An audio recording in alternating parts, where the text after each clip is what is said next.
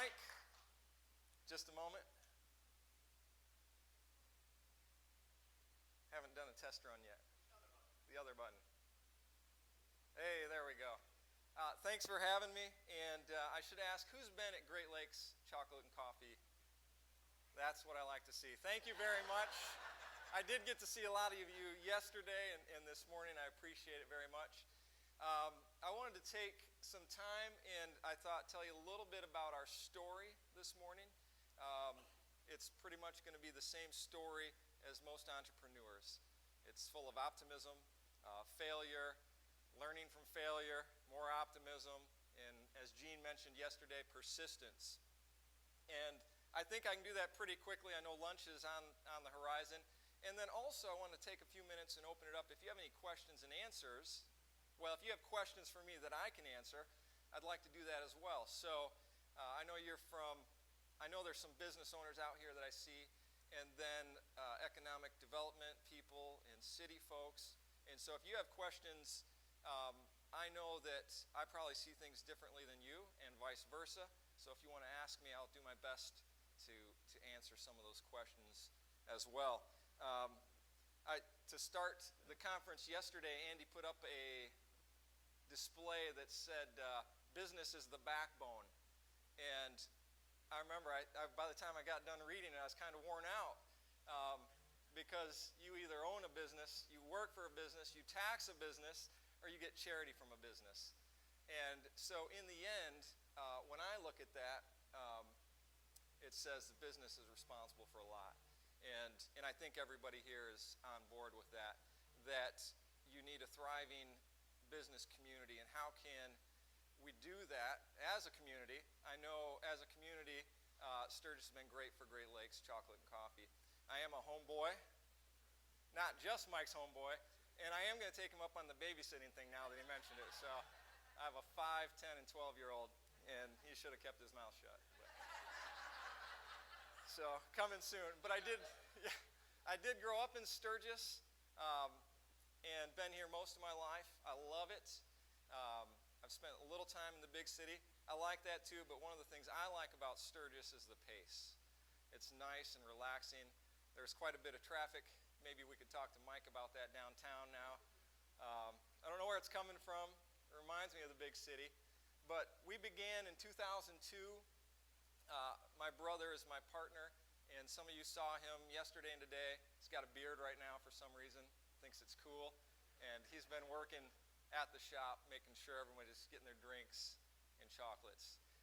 So we started, and originally it was just chocolate, and that's why it's chocolate and coffee on the logo. I don't want to go too far, sorry Frank. Keep him on the move here. And it took us just a couple of months to realize that we needed to add coffee. That's really our passion. Also, coffee is an everyday product, as many of you know. Chocolate, at least the kind we do, is more seasonal. Great Lakes Chocolate and Coffee isn't the first business I've been involved with. I used to be a builder with my brother again years ago.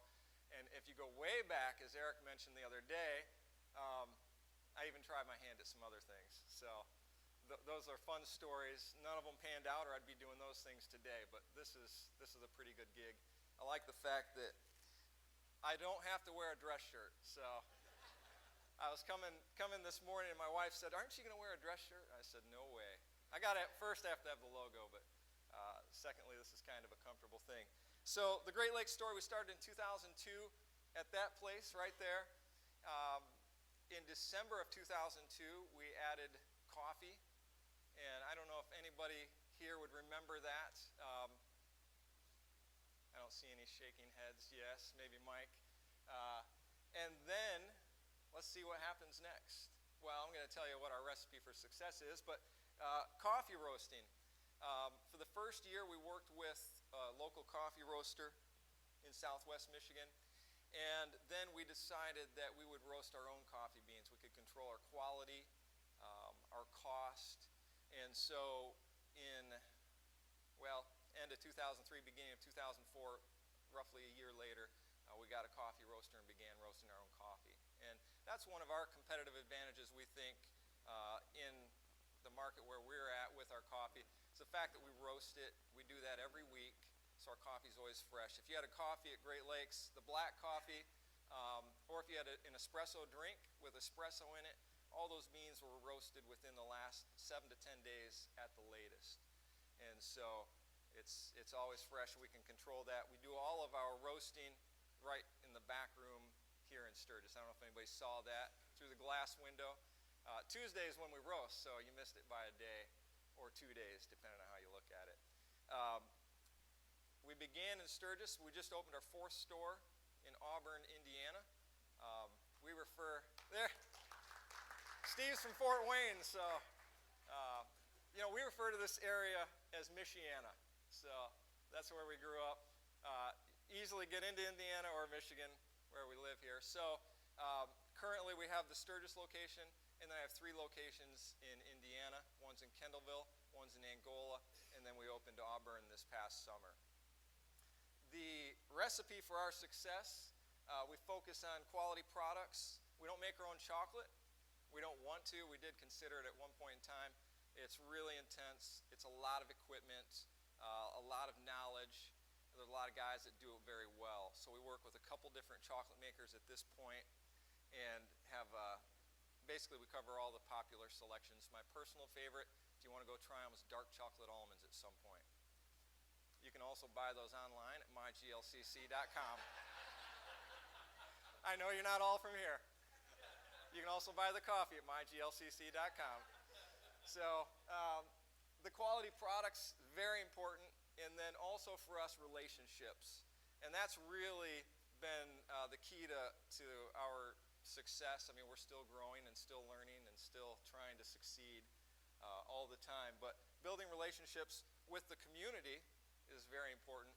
Over the years, we've had a lot of help from our bankers, from the city, even changing of some things to allow us to put up our sign within the last year or two. It's been fantastic. So we've found a real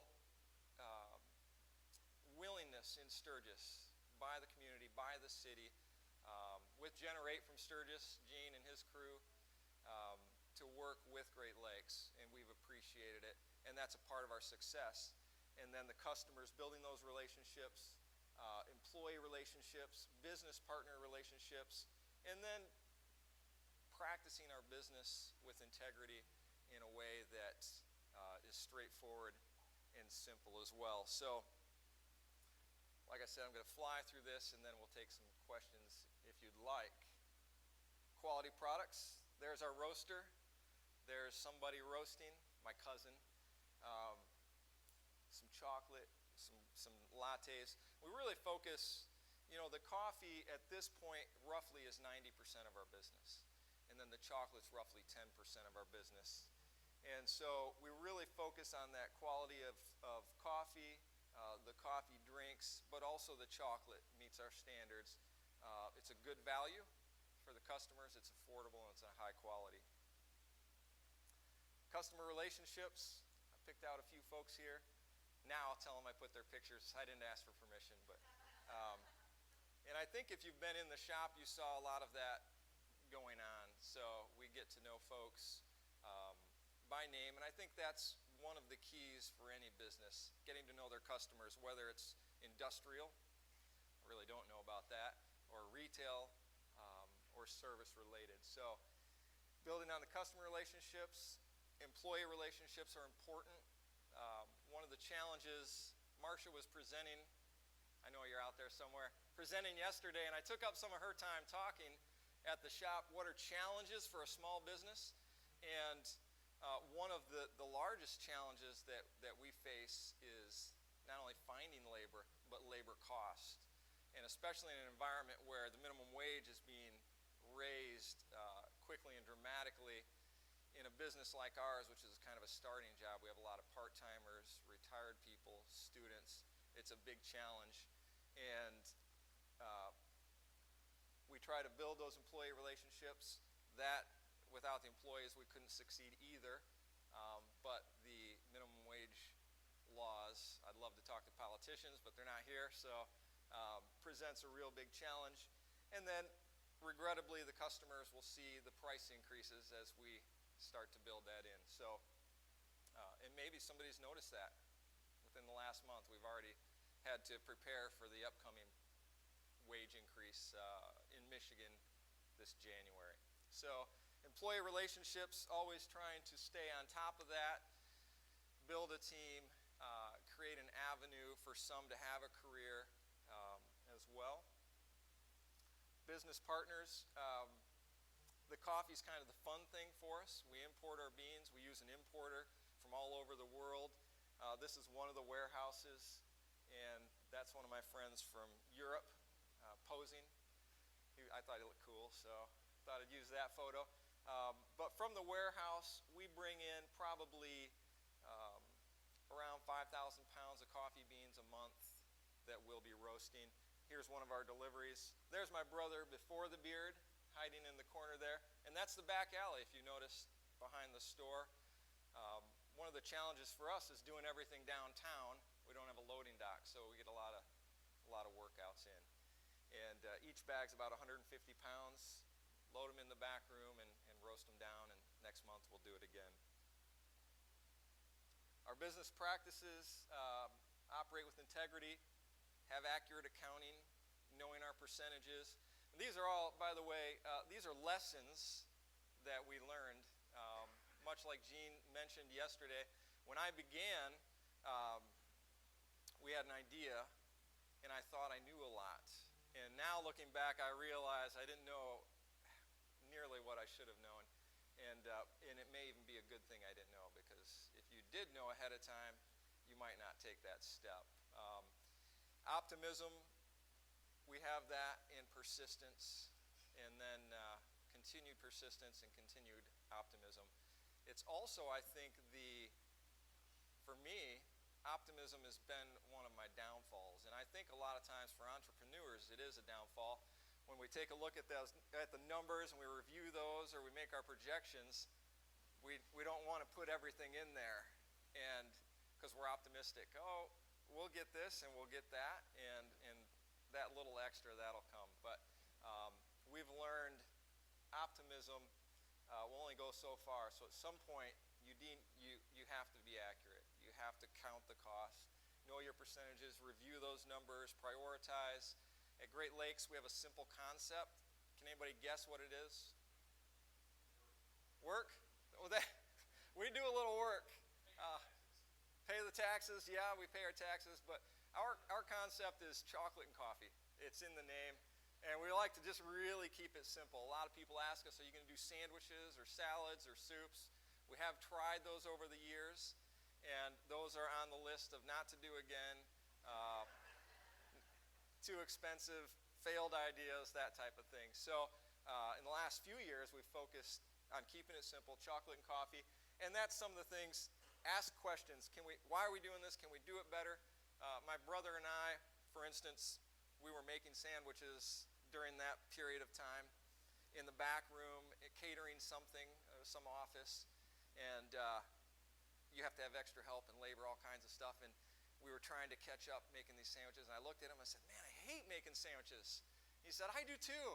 And we realized, what in the world are we making sandwiches for? You know, it's not what we got in business to do. We hate making sandwiches, so we'll leave it to somebody else. And it was one of the better decisions we've made. So can we do it better? What if? Are we being realistic? Do we enjoy it?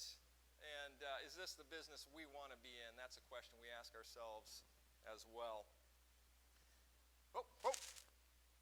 Not sure where we're going. Thank you. We say that a lot. I thought I'd throw it on there. Thank you for listening to me. Thank you for visiting Great Lakes, and thank you for being a customer. I think we still have a few minutes. And if you don't ask me any questions, I'm just going to keep talking. So I'm going to warn you now. Does anybody have any questions that I can answer?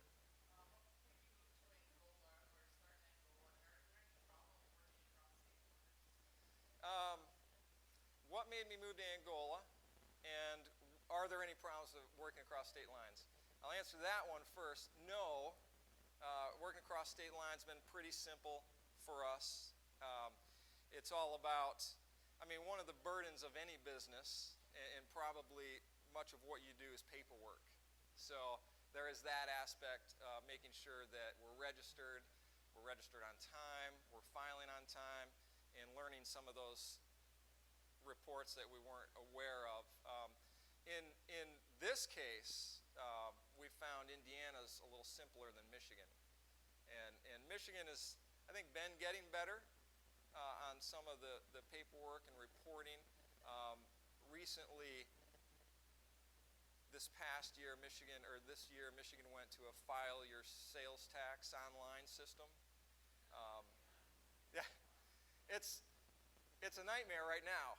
In fact, I have a call into them. I paid sales tax the other day. No, you can't. They'll tell you business volume's high, and they'll hang up on you. But you can email them, and they've been pretty good working with us this year. They say, oh, you called? Okay, yeah. But Indiana also does that. Their system works. And I don't understand why Michigan didn't go down there and just copy it. Yeah, Gene? Yes. I want to keep expanding. I'll answer Angola and that. Angola was nearby. Starbucks had just went out of business there. So we went down, tried to get the old Starbucks building, and Starbucks had to sublease it, wouldn't sublease it to a coffee shop. Turned out to be okay. We found a location that we redid. It's a standalone, unlike our downtown with the drive-through. So it's been a fantastic location. Yeah. Are you or do you have a discussion with any other restaurants that serve your coffee and serve some other businesses here to collaborate and strengthen each other? A little bit. Yeah, we do. Finish answering that. We do intend to expand in the future. I'm at a larger scale. I'm targeting within an hour for Great Lakes, anything that I'd personally be involved in. And then we've been approached, and we've done some franchise stuff before, but we've been approached by a franchise group. And another lesson is work with the experts.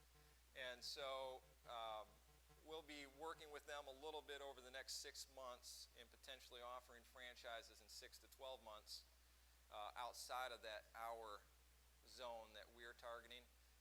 And then I do hope, Gene, to open a second location in Sturgis. If I can find a place on Centerville Road, I'd like to put a drive-through out there to offer the convenience to our customers. So a lot of traffic and customers here downtown. We'll keep that, and then we hope to make that available also. Yeah, one more question. And we do wholesale our beans as well, but it's a challenging market. A lot of people aren't interested in the quality that we're doing just from a cost perspective when it's not their primary business. Last question. Yes. How did you compare when the other coffee was Starbucks going out of business? Yeah. What was the attraction there? Did you feel that you're lower priced, or you wanted to pick up that market? If they went out, what made you think you could succeed? Yeah, I wanted to pick up that market. I felt like there might be some opportunities with empty buildings that needed very little expense to get them ready. So from a cost perspective, it was going to be an opportunity, even though that didn't work out. And then as we investigated, one of the things that we've learned with Starbucks is their budget's too big for the small community. And so, for instance, I'll give you a number. Angola, our location there, our lease, with taxes and everything in it, $2,500 a month, which is not bad for a standalone drive-through. The Starbucks location across the street, they had contracted with a developer to build it, and their lease was $9,000 a month for Starbucks. So you can imagine our break-even was probably $300,000 a year. Their break-even was probably $750,000 a year. So they closed about 600 stores during that time, and it was simply because they didn't understand the economics, I think, of the smaller community. So, sorry, Tom. All right. Thank you. Thanks for having me. Very good. So unbutton there. Yes.